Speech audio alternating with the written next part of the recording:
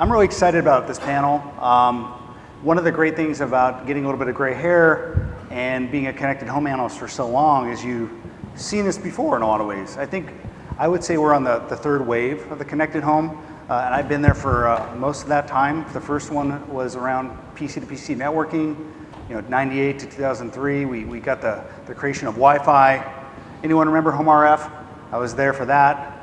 The second wave, I think, was really around the entertainment center, and so we saw this wave of interesting innovation where we saw new stars like Netflix and Roku and all these companies created out of that wave. And I think we're really in this third wave of the connected home, where I think all these different clusters come together.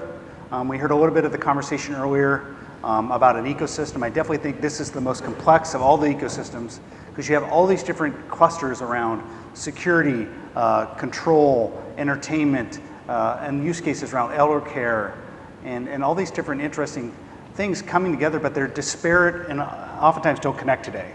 And I would characterize the phase we're in the market is we're a lot of silos. I think the industry has recognized at this point that we need to get to the point where these different clusters and silos communicate.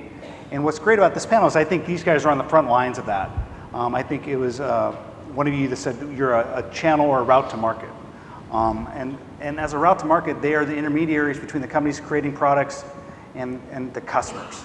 And so we're gonna have a great conversation. Real quickly, just let's do a kind of quick intros, and then we'll get into the Q&A. Kris, can you tell us a little bit about yourself? Well, I'm Kris Bowring. I'm the Director of Business Development and Channel Development for the Iris by Lowe's Connected Home platform. So I do work for Lowe's Home Improvement. I hope every one of you know and shop there at least once today. Thank you, to pay for my trip here. We are a $57 billion international company. We certainly know the home space very well with our 70-plus year history. And then with Iris, it's one of the first mass market solutions to come out that was really pushing and touting and talking about open source, open capability, multiple products on multiple platforms. And so we've been championing that for a long time. And we just about 2 months ago did join the AllSeen Alliance. We're very excited about that. We're excited to get ready to contribute, and I think we'll contribute in a couple of different ways. One, we're a retailer, so we'll bring the customer to the table. Two, we do have our own app and our own capabilities, and so we're very, very, very interested to have more products at our disposal and at our choice, and certainly looking out for the consumer, more products that work on more platforms. They're available in more places. David Goswick, can you tell us a little bit about yourself? Sure. I'm David Goswick. I'm the CEO of HOUZE, spelled H-O-U-Z-E. We like to say that the Z stands for Zero Energy, and it's a real pleasure to be part of this panel. We are building a network of living lab demonstration homes that really create the infrastructure and platform for demonstrating open source interoperable devices and components that touch the consumer at the home. But then through the Garage Connect mobility, and then through retailers connect to retailers and to cities, to Kiva's point earlier today, to smart cities. So we really see the home as that focal point for shaping an unfolding story. And this unfolding story, McKinsey's projecting will have an annual economic impact of $11 trillion within 4 years. That only happens if a lot of devices and technology are developed.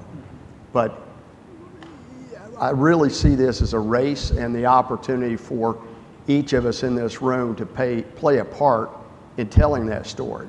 And I think it really is about heightening the awareness, each of you all telling 2 people and so on to get the word out.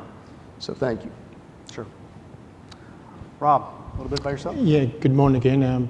I already introduced my company earlier, so just a little bit more about people's lives and people's homes. Because we've got 30% market share in the UK of the UK kitchens, we, through our builder customers, install 300,000 kitchens per year. And before a project is actually implemented, we send one of our designers to every one of those homes. So we've got over 1,000 designers visiting UK homes, capturing real knowledge, real experiences, real problems every day. And because we're B2B, we deal with professionals every day. And typically a UK kitchen fit, you'll see this afternoon in the business track, has 9 tradespeople involved: plumbers, electricians, plasterers, bricklayers, specialist wiring installers, etc., etc. And from a channel point of view, if we can help those installers make money to enhance their reputation, those products will market themselves. Joey? Thanks. So I already gave a short introduction of myself. Maybe just to talk about why we joined the AllSeen Alliance. Actually, beginning of the year during CES, we did the announcement. And the reason why we joined AllSeen as a retailer in Europe is that we embrace open platforms. We see AllSeen as the widest and most cross-industry covering alliance that is around these days. And we like to contribute to that by offering advice about the end user. So we have a lot of, at least 3 times, 4 times a year, discussions with key industry partners, with top management levels, from Philips, from the Sonys, from the Panasonics, from the LGs. And then we push the hell out of AllSeen and make sure that on those levels, we get commitment on AllSeen and interoperability about devices that work with each other. Great. Kris, I want to start with you because I've followed your business quite a bit. Well, you know, you never sit next to the moderator of the panel because you always get the first question. First question, yes. And you probably shouldn't have known. You should have. I know you not and I have known been me. doing this a while. I think Lowe's is a unique company in that you guys are obviously a channel to market, but you guys are also a technology company. I think every company is a technology company to some degree now, but you guys actually developed a platform in Iris, and you're coming up on your 2nd generation, which you'll probably have at some point details about. But yes. you made those choices early on around physical air technology, Wi-Fi, or Zigbee, Z-Wave, but now you recently joined the AllSeen Alliance. Tell us a little bit about that decision-making process and ultimately why you think AllSeen can help you guys maybe solve some of the pain points you suffered over the last couple of years with regards to rolling out Iris. Yeah, so if you're not familiar with the Iris platform, so we have a hub and a single app, and then we have over 58 devices that range from water detection and shut off to security to very practical solutions, and then the garden variety of security and home automation, light switches, things like that. So when we use a lot of the brands, so there's, we have lots of brands, Honeywell, GE, all these other things. The AllSeen Alliance, I think that what we're hoping to get out of this and what we hope to contribute is really, because it's open source and because if you think about the short time that it's existed and how far it's already come, if you think about some of the other protocols and some of the things that are happening, I think with open source you get that, one of the speakers was talking about the passion of what's going on here and the passion of the people in this room and the passion of the people on this panel. I mean, you have 2 retailers, you have a builder, and then you have an integrator. I mean, these are 4 different channels, very, very important. And we want more products to come to market that work with more platforms. Certainly we want them to work with Iris. And we love the idea of the certification, and we love the idea of the security protocol that will be coming out. So we're pretty excited, but we're still a little bit new. So you'll have to forgive us on that. But we're very excited about what it offers and what we believe it will be. I mean, if AllJoyn hits all of its, and AllSeen Alliance hits everything that they want to do, watching that Smart Cities presentation this morning, sky's the limit. Joe, you talked a little bit about, just now, about how you really try to almost be an ambassador or like an evangelist for AllSeen and try to really push I think you said push the hell out of it to the companies that you're selling the products for. And talk a little bit about that. And is there pushback from them saying, well, we've already implemented this? Because I would imagine that some have made their choices. And how much leverage do you have with them in trying to encourage them to adopt a certain technology? No, I think that's a good question, because indeed we've spoken to some of the, let's say, white good manufacturers, domestic appliances, and they've chosen for this or that. Or in our view, I think in the end, the consumer doesn't really care about the platform on which it runs. They care about that products work with each other, the interoperability. And we say, okay, why do you develop this complete new set of protocols if there's already something there that you can use readily and availably? So they think about it.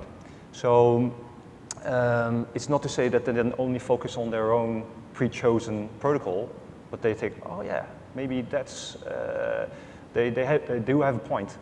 And we also say to them, okay, yeah, if you're not part of the, the big community, then maybe you will not survive it on your own.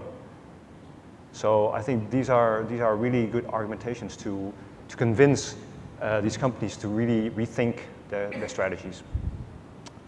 David, I think we had a call last week just to kind of chat some topics. And I think one of the things you talked about is you really are trying to push your suppliers to use AllSeen and AllJoyn as a protocol.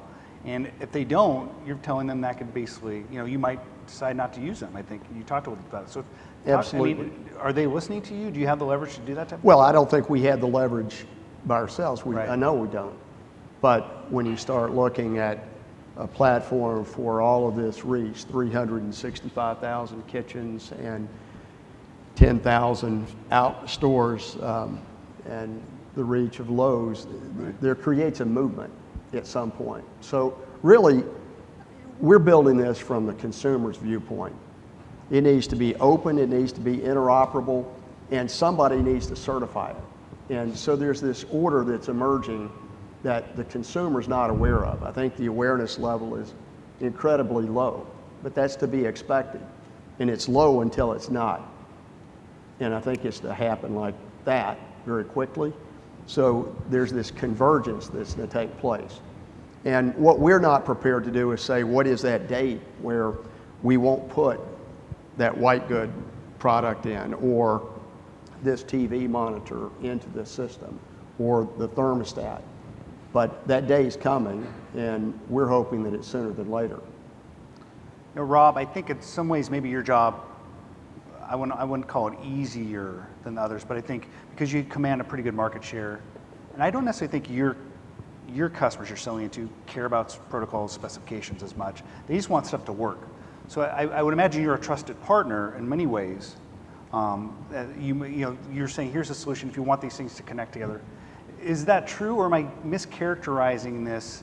And are you seeing some of your customers educate about to say we want something else? Or I mean, to characterize, talk a little bit about your customer and how that market education process is going. Yeah, I think this is a question of leadership and values personally, because our customer, who's a professional installer, completely trusts us to get everything right on their behalf, because as Kris said, we're an integrator.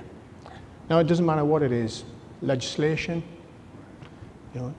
platforms for new technology, quality standards, they trade on their reputations. So they're completely expecting us at the product development, product selection, the supply base perspective to make sure that the products are going to work in the home.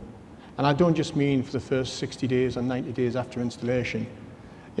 Our mission statement has no callback quality. Now, they're British words, which basically means the installer can do the job, get paid before he or she has to pay us, and they never ever get called back. So from that point of view, to answer your question, from a leadership point of view, the obligation and responsibility is on us to absolutely be obsessed with the needs of our direct customer and to find partners to make it happen. From a values point of view, we're a personal business. Right. We run a decentralized depot network where each of our 600 depots, the manager has responsibility for their own profit and loss account. They're not franchises, they're fully owned. And they build a relationship with their local marketplace. So the whole notion or principle and the values of open sourcing is absolutely hand in glove for us. because we're a personal business who takes responsibility.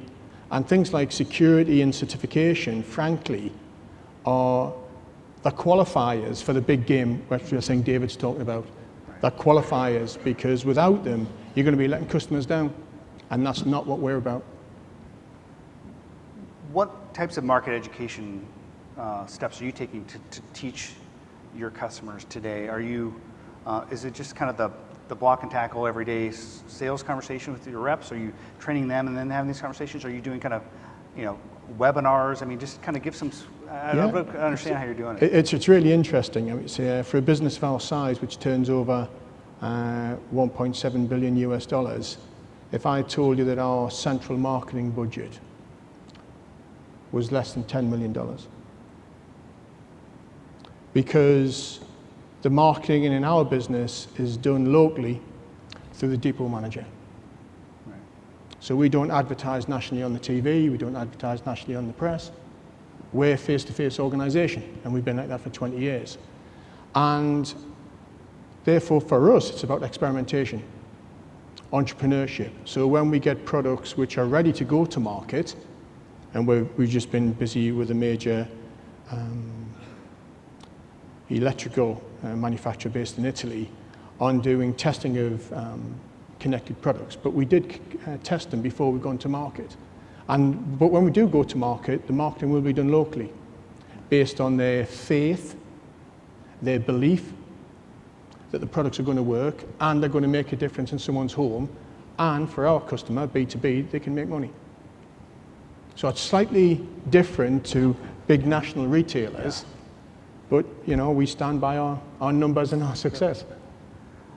One of the key, I think, value propositions I think of AllSeen is this, ultimately the testing and interoperability, and that little brand or logo that will go on the box. I'd love to ask, maybe both Joey and Kris, having consumers that come to the stores and probably know nothing about this type of stuff, how important is that? And is it going to be a fairly Herculean task to kind of, educate them about the value of this AllSeen, AllJoyn kind of a branding? Is it, either one of you guys? You can go first. So I think that's pretty important, because AllSeen is a new concept to consumers, right? So they don't know anything about it.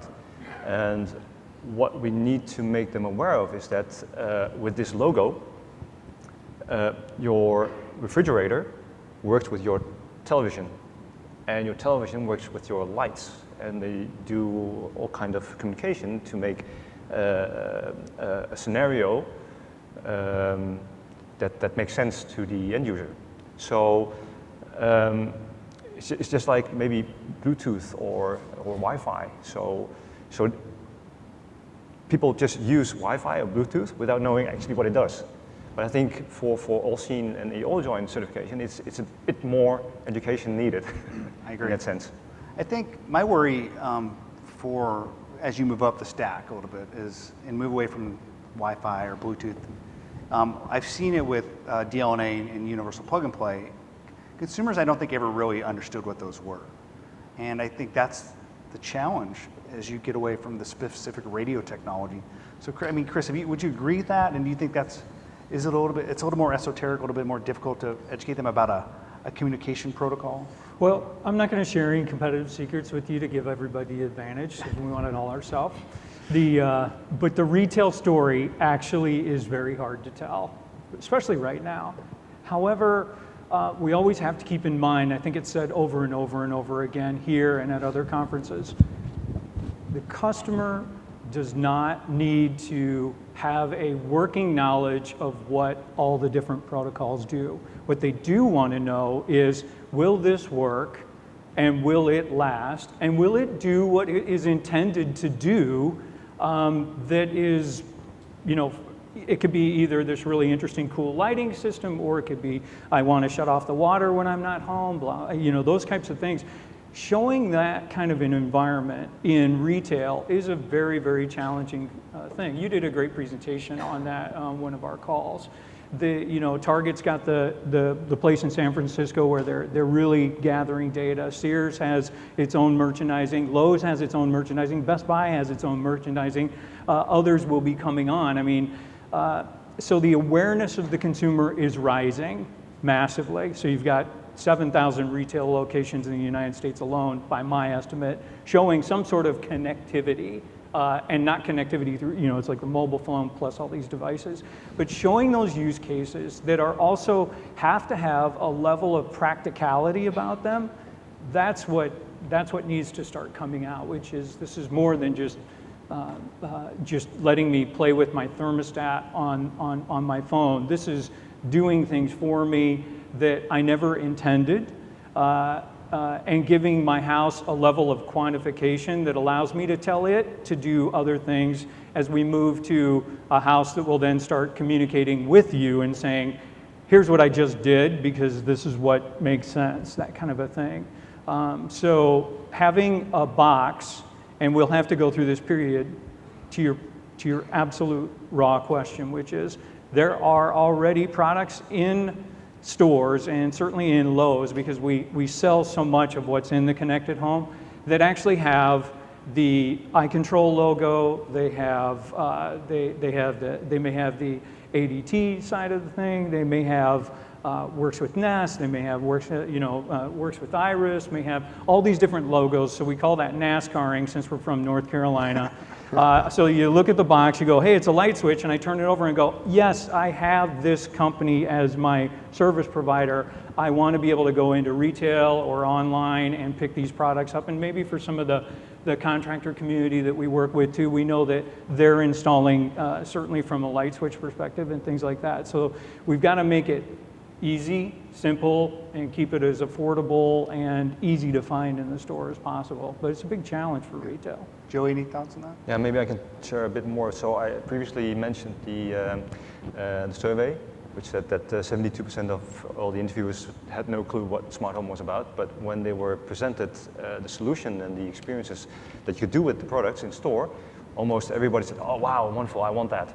So that is actually how we are building our strategy, to show all these use cases and things that you could do, 1 + 1 = 3 type of scenarios in our stores.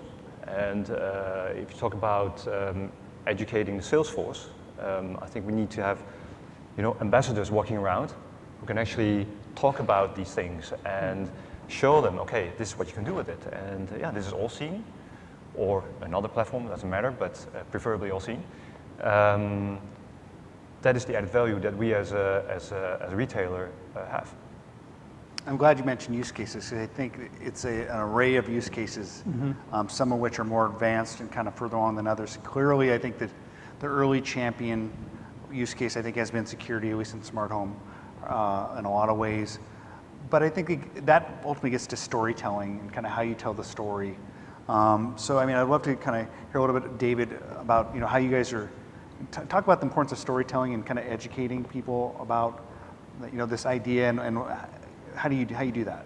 Well, I think that it starts with anything. It starts with awareness, and what is that story that's to unfold? And maybe the consuming public is not aware of AllSeen or AllJoyn, but they probably are familiar with the Internet of Things or the Internet of Everything.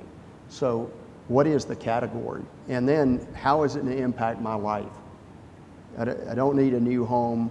I have a home. How is it going to impact that quality of life? And peace of mind, security, the consumers to be skeptical about security, cybersecurity. Where's the data going? Who owns the data? I think that's part of the great debate here is, how does this empower me as the consumer? Can it lower my total cost of lifestyle? Will my home be more comfortable?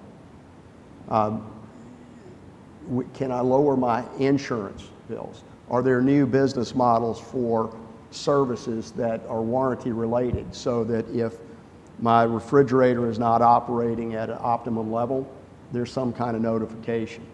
To Kiva's point earlier about water leakage, what's the number one claim? Water damage. So if we have sensors that can communicate, shut off valves, let us know that something's going on, that sounds like the basis for a discount. So I think we have to build this from a consumer standpoint. The awareness will naturally multiply in this day and age, this digital age, and that will create a lot of conversation. But it better be a credible, authentic conversation. And I think that's what AllSeen, AllJoyn presents, is that seal of approval, that stamp of approval. And hopefully in the near future, when they go into a retail store, they're looking for that. You can say Lowe's. In Lowe's. Elaborate on authentic, and maybe give an example of like would be a little bit more forced or not authentic. I kind of want to dive a little more deeper on that. Well, having the discussion of where does data, how does data impact my life? Where is it going? Who's interpreting that data? And as a consumer, do I have rights to that conversation? And I think that's unfolding too. I think that's to be determined. But I know I want something for it. If I share that with the electric utility, for example, I want some cost savings. I want some benefit from that. Rob, you talked about the kitchen being the center of the home, which is a little bit dear to my heart. I have a Smart Kitchen Summit coming up. A little plug there. But I want to hear about the storytelling around that as the kind of that center of the home, because I think in a lot of ways that rings true to me. But are there kind of specific stories and use cases you're having that you're trying to kind of get your customers to sing off the same song sheet and ultimately kind of say to their customers, this can make your life better? I guess what I'm trying to say is, are you trying to help them to tell the story to their end users? Yeah, unfortunately, because the integrated solution doesn't exist today, we've got aspirations as opposed to stories. Right. So nothing would give me greater pleasure than after this conference to work with a small group of suppliers, manufacturers, innovators to bring that authentic offer to market. Because at the moment, there's individual devices available in the UK, but they are one-on-one thermostat, controller thermostat, light on-off, thermostat on-off, up-down, security on-off. There isn't an integrated solution. Now, as soon as there is an integrated solution and it's authentic, what we found in the UK, the switch or the tipping point comes very quickly. So I'm very excited by the AllSeen, AllJoyn logo, because we've seen in the UK logos which give the end user authenticity, safety, comfort, security, reputational assurance, get adopted very quickly and they become a must-have. Equally, I've seen it become disruptors in different industries. So I can see this connected home being a disruptor, for example, in the insurance industry. So the stakes are really big, probably bigger than we initially thought. We'll bring those stories on. Yeah, you mentioned the insurance industry. I don't think I've ever read your job description before. I was reading your impressive bio today. And it's impressive. It is, yeah. But I think you do business development into kind of these constituencies. Like yes. You talked a little bit about. Yes, the insurance. Insurance is, to me, a really viable one around getting consumers to say, maybe I do want smart home in my house because I actually may get a discount on my insurance. So talk about that type of, how you're maybe working with those guys, and do they need to be learning about AllSeen? And is that kind of, do you have to tell that story? Well, let me just inform you that we have 3 partners in the insurance industry: Allstate, State Farm, and Liberty Mutual. And they're obviously very large. The insurance industry is looking at the connected home and the Internet of Everything and the Internet of Things very, very, very closely, because it's going to have a dramatic impact on their business. It could change their business. I envision a future to be aspirational, that there will be an insurance company that would say, here's this rate, and then here's this rate. This rate comes with pick your connected home solution, and this is what it's going to be.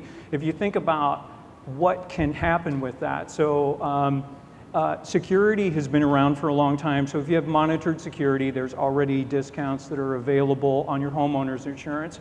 What's now emerging is we have a water detection, a temperature detection, and a water shutoff valve capability. So if it's in the crawl space in North Carolina and it gets a little cool in the Charlotte area, if it's about ready to get to a freezing, I can have it shut off the water to my house when it sees a temperature of 33 degrees. At 37 degrees, it will send me a text saying it's colder in the crawl space than it should be. Please come home, or one of those things. But then I can shut off the valve, or it will automatically do it. If you think about the severity and the frequency of water damage, you're talking about hundreds of millions of dollars that will be saved by the insurance community if people have these products and services in their homes.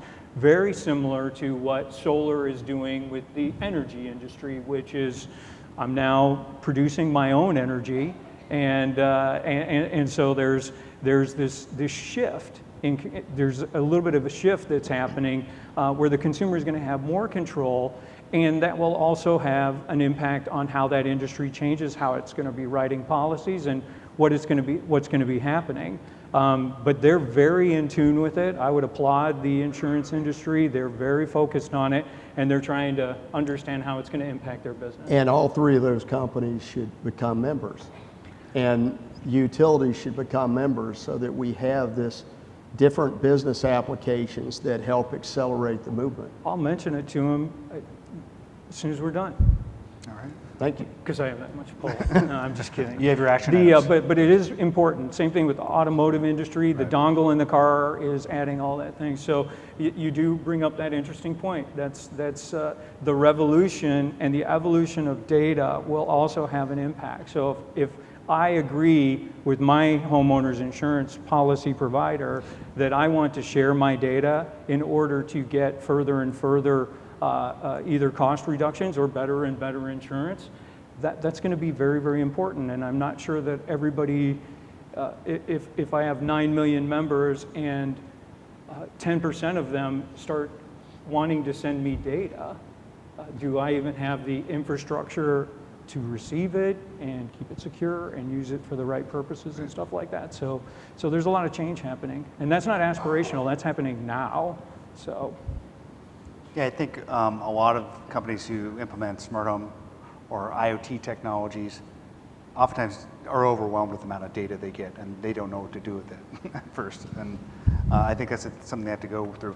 I think that you touch on a point right there. When you have a quantified home, or if you have a quantified city, or if you have a quantified environment, you also have to, as a designer or as an integrator or as somebody who's building the house, you also have to be careful that you don't give the customer that, Niagara Falls amount of data. You want to keep it relevant, short and sweet with suggestions and things like that. So just because I'm using too much power is not enough. Tell me what I need to do. Tell me what the bad actors in my house are, and I'll get rid of them. Sorry. That's fine. That's great. You were looking at me like I was long-winded. No. Well, I don't necessarily want to put you guys on the spot, but because you guys represent an interesting perspective and you're a member of AllSeen Alliance, I'd like to ask each of you what you'd like to see out of this organization. Maybe if you have something like you really want to get the value out of them, something you'd really like to see them focus on over the next 12 months, particularly applying to your use case. I'd love to hear that. Joe, I'll put you on the spot first. Anything that you see you really want them to focus on for you guys? Well, I already explained that just previously. I want them to cooperate and look beyond their own products, so that you're not only focusing on creating your own product, but looking is as a part of an ecosystem, and what added value can it bring when my product is communicating with a speaker or television or a refrigerator. So that's number one. I think number two is I want you guys to focus on helping the retailer to bring the story to the consumer, to say, okay, what is the benefit, what is the use case, and help us to bring that story to the end user as well.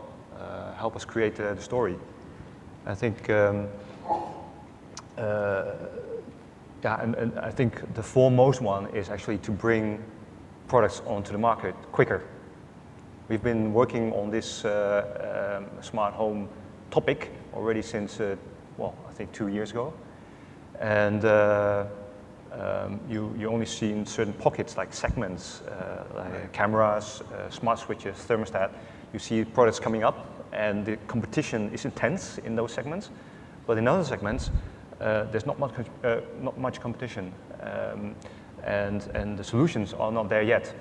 So I'd like to ask manufacturers to push on those segments as well. Yeah, it's a killer question, ladies and gentlemen, I tell you. I think I'd like to go back to the whole philosophy of being an open community. And I'd ask the AllSeen Alliance to make clear to members which segments of the community are routine work, where progress will be made in a routine way by doing what we normally do. And secondly, which areas need real focus, muscle, support, intellect, determination, what we call in the UK breakthrough. And then if we're clear what's routine and what's breakthrough as activities, you know, organizations which have a real passion or determination to find a solution can join those breakthrough work streams. Mm-hmm. And then we can target our knowledge to make a difference. Things which are happening as routine, well, that's cool. We don't need to pay extra attention to that. But items or areas which are struggling or need real breakthrough, or, that's, dare I use the term politically, we believe we can make real progress in terms of the momentum, which we were talking about earlier. I'd like to see the difference in the structure in terms of how can we help, how can we leverage, move the momentum forward. Because as busy guys with big organizations, right, it's about prioritizing your resource.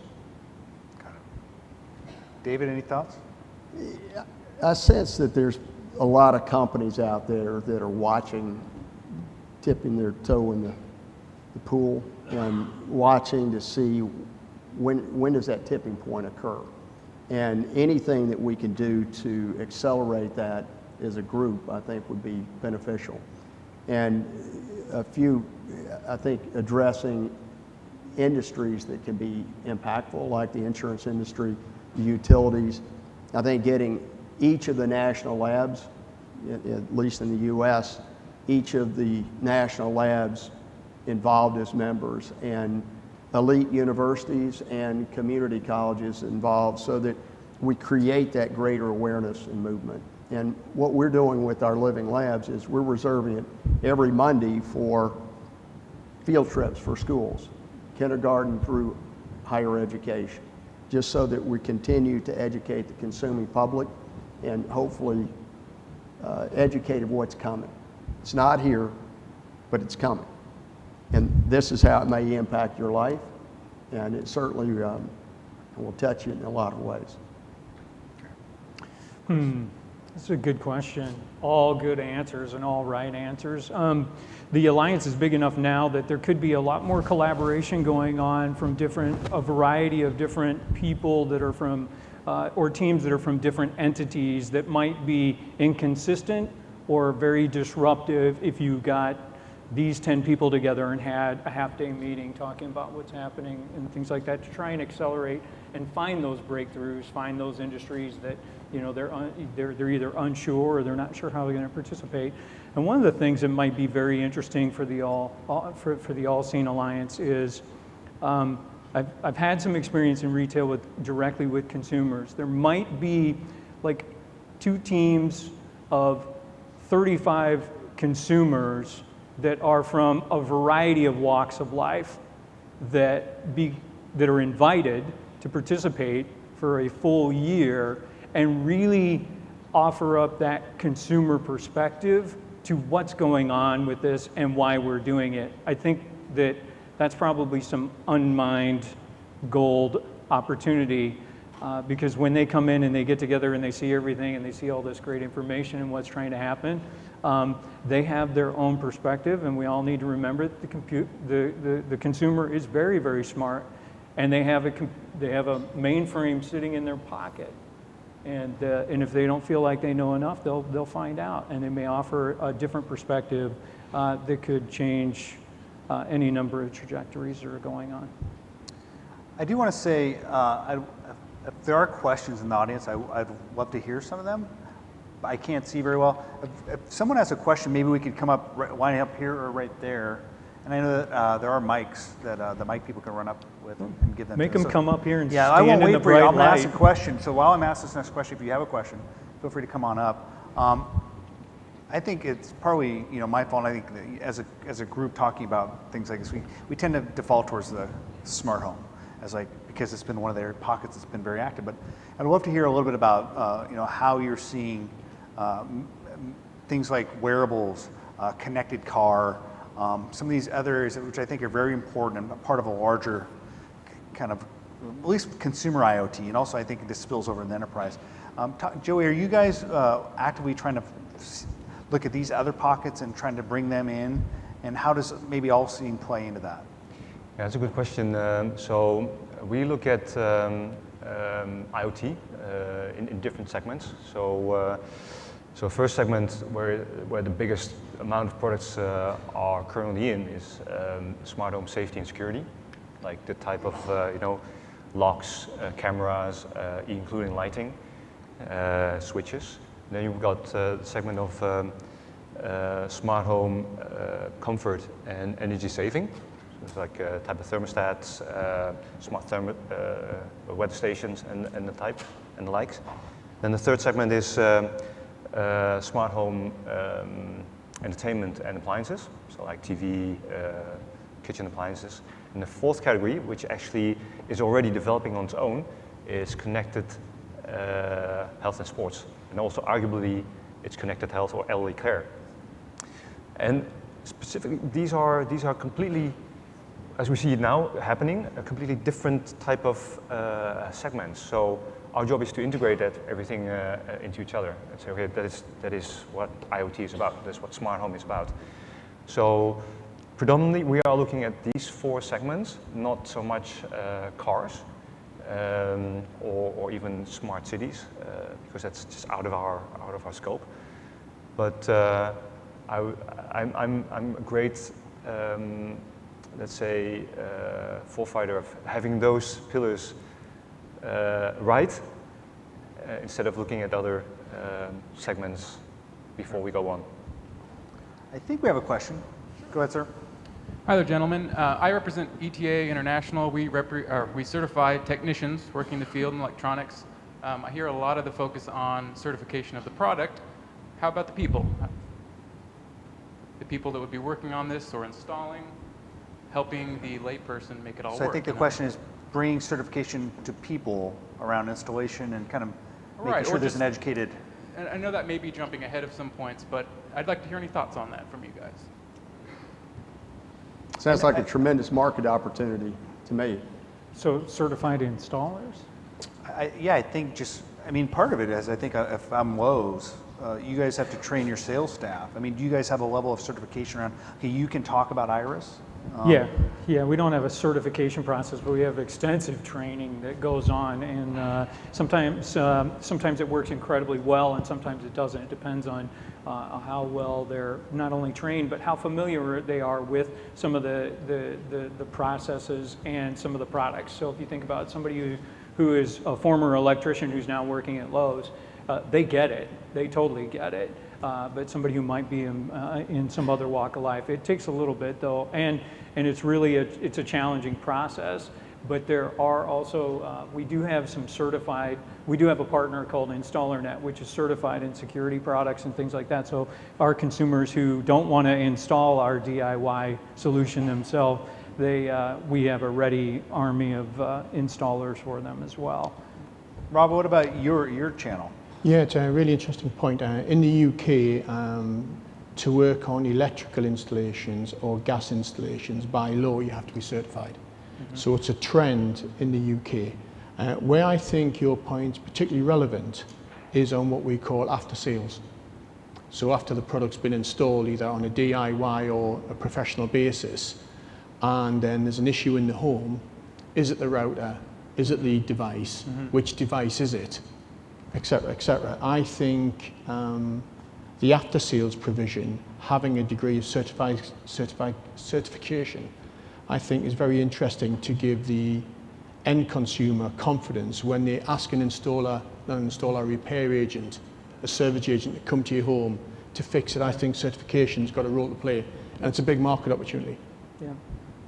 Yeah, the after the sales support, we certainly have 2 call centers that are filled with people that are certified in many aspects of Iris, as well as the manufacturers that we work with, which adds to sometimes the complication. They have to be able to, like, it's this door lock versus that door lock. It's also interesting because we aren't on the same scale as Joey, but we are selling 750,000 domestic appliances a year. And despite the fact our reliability is second to none, there is a small number of appliances that do need repair in the home. Mm-hmm.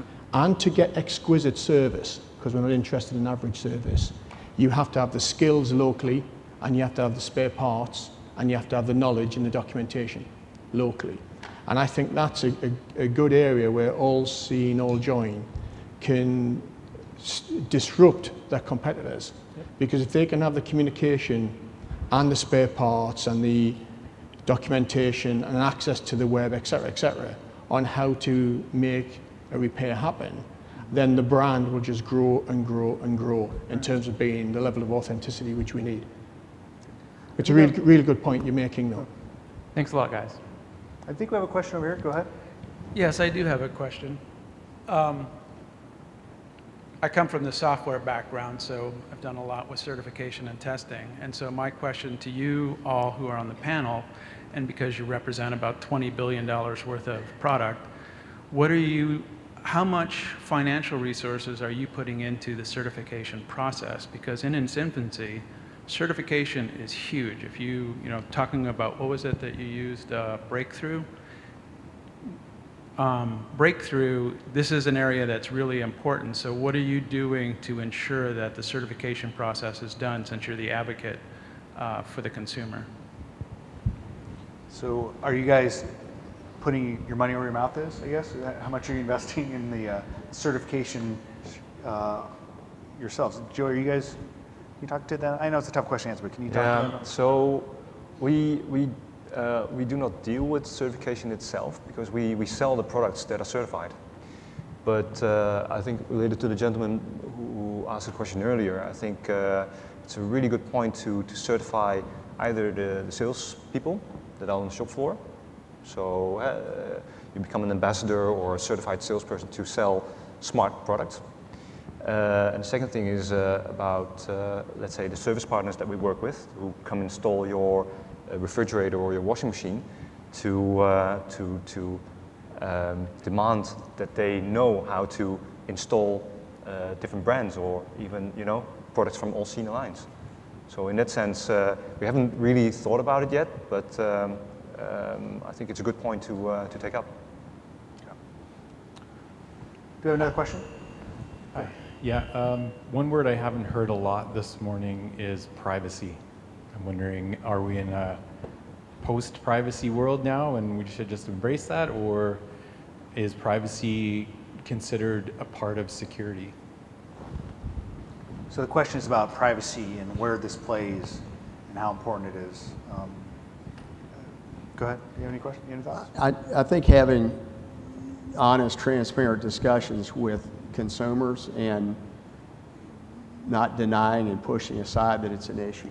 And I don't think there's an answer yet, but I think we will hear a loud voice from the consuming public that is it more important for my devices to be connected or for me to have the peace of mind of knowing that my life is private when I want it to be private. And if I was building products, platform, interconnectivity, I would make that priority one is you better be able to respect privacy and protect it in a secure way. Yeah, really simple. We won't launch a product if privacy or security can be breached. It's back to trust and values.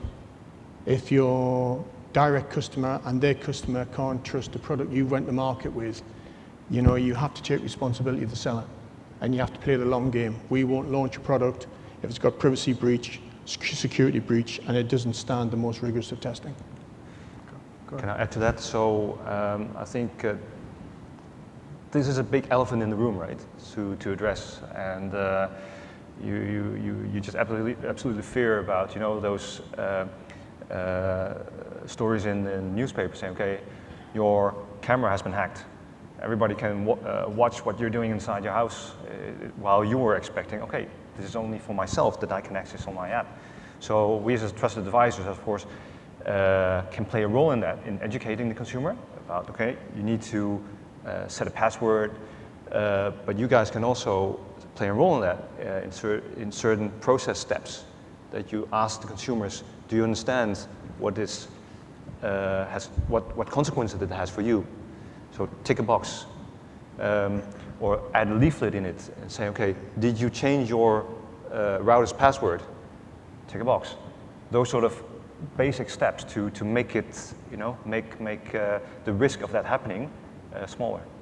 Yeah, it seems like it's inevitable we're going to see some of these high-profile privacy breaches around IoT and connected home, and I think maybe that's an opportunity for AllSeen, because if that, it's a framework that has put the safeguards in place, and it's a non-AllSeen device that eventually is breached, then they could point to, hey, look, we have this. This could be an emblem of kind of privacy protection, et cetera. So that's an interesting opportunity. I think we do have a question over there. Sir, go ahead. Hi, gentlemen. So I'm from a small company in China. So you guys talk a lot about the markets in US and Europe. So my question is that, Jose, do you guys see a lot of opportunities in developing countries, from in China? And also, how does AllSeen Alliance plan to promote its presence in China, like in developing countries? Are you asking about, can you repeat that real quick? I'm sorry. My question is like, do you guys see a lot of opportunities for like AllSeen Alliance in like developing countries, from in China? And also, how does AllSeen Alliance plan to promote its presence in like developing countries? You're asking about European company opportunities? No, I think you guys talk a lot about the opportunity, like the markets in US and Europe. So I wonder whether you guys have any thoughts about the markets in developing countries, like in China, for example. Developing countries. Okay. Any thoughts around that? I mean, I know you guys, you focus on Europe in particular, but have you given thought, maybe, I don't even know Lowe's is in developing countries outside of the U.S. or North America. We're in Canada and we're in Mexico. Canada's not a developing country. I know. I'm not saying that. I'm getting bad. I'm not saying that. I know, Kris, I deal with that. That's where we are, and then we have a partner in Australia. So we're primarily, well, the nature of our business, it is that we would go into developed areas. Talk about, so you guys are in Mexico. Mm-hmm. If you think about Mexico as an opportunity with regards to something like AllJoyn, do you see as an important kind of step to lay a foundation for like a developing country as you kind of roll into those markets? Yeah, I mean, it's going to be tough because every country has its own culture and things of that nature, and where they are in the process of where their development is and what they're looking for. But it's because I'm software and a platform and a retailer who sells others, and we work with tons of manufacturers who are picking their protocols. So we don't dictate what it should be. However, we have good, strong conversations about what it is. But I don't know that I could set up kind of we would do that. Right. David, yes? This is certainly a global play, and I think that it's about proof of concept and proof of market, but you can't ignore the online commerce piece of this. I mean, I think that part of the commercialization here is enough products to make a difference, certified under the AllJoyn, AllSeen platform, and then distributed both online and through retail stores. So I mean, without a doubt, I think emerging markets will be touched in some way. Sure. Question? This will be our last question before lunch, but I will let. Oh, hi. I think, Kris, you had touched upon this about you look on a box and this box has the logo on it, and that means that this light bulb is going to work with this refrigerator, for example. Mm-hmm. Is there any more consumer guidance, though, in terms of, okay, they can talk to each other, but will they necessarily have anything to say to each other? What? I didn't understand. You repeat the question. It's hard to hear up here. Yeah, I can't see Okay. very well. What I said was, okay, so if you have like a refrigerator and a light bulb, they both have the logo. That means they can talk to each other, but will they necessarily have anything to say, like from a consumer standpoint? What else does it need to say? Is that, are we getting at an era, may I have add something to that, you know, where someone earlier was talking about the applications. Ultimately, it's going to be when markets flourish, right? And we saw that with the smartphone revolution. So maybe some of these scenarios where these devices talk to each other is around kind of developing applications. Applications and interfaces. I still am struggling with. Okay, well, for example, okay, if you have a printer and on the printer, the box says certified for Windows 10, okay? So that means it's pretty obvious to the consumer that this printer is going to work with, it's going to be able to print from Windows 10, right? But a refrigerator and a light bulb, what's like, how would a user know if there's any meaningful scenario there that will happen? You know, and I still can't hear you. I want to answer your question. All right, what is it? This is old school. Okay, so if you have like what I said before about a printer and a printer has a Windows logo. Yes. That means I can print from Windows. Yes. Okay, if the light bulb and the refrigerator has the same logo, that means they can talk to each other.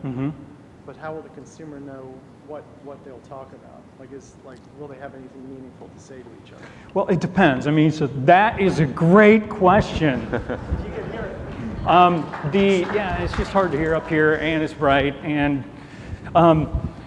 first of all, the consumer needs to know what those logos mean, by the way. So if I have Time Warner Cable Intelligent Home, and they're referencing all these different products that are out there, they're going to need to look for that Time Warner logo, and then the expectation is going to be that it works even though it's a Honeywell product or something like that. But you're also talking about the AllJoyn logo being one of those grand unifiers that consumers would get to know, or they would get to know because of forums like this, but they would begin to understand that this particular security system that I have, I now want to expand into home automation and lighting, and I'm looking for that AllJoyn logo to then help me understand that yes, this will work. And having that certified logo on the box will also help enforce that the protocol and the certification has been met, so that as you've been discussing all along, the products have a level of integrity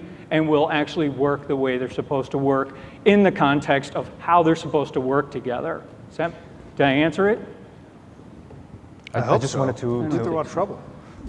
I just wanted to add something to that, because I think there's a lot of scenarios and user benefits that you can think about it. You know, like refrigerator, maybe I had this instance where I left open the freezing compartment. I didn't close it correctly. So it would be the outcome that my lights would turn red. That, hey, Joey, don't forget to close your freezing compartment. Right. So I think also in writing your, let's say, your apps, or the companies that write apps, they come up with these kind of scenarios and really market that. And also put that in your instruction for use. Put it on your website. Just educate the consumer. That is what we're focusing on. Right. Well, I think that we're about to get the hook in terms of we're at time. But I wanted to thank each and every one of you guys, because I really appreciate your perspectives. And everyone, give these guys a big round of applause. Thanks, Kris.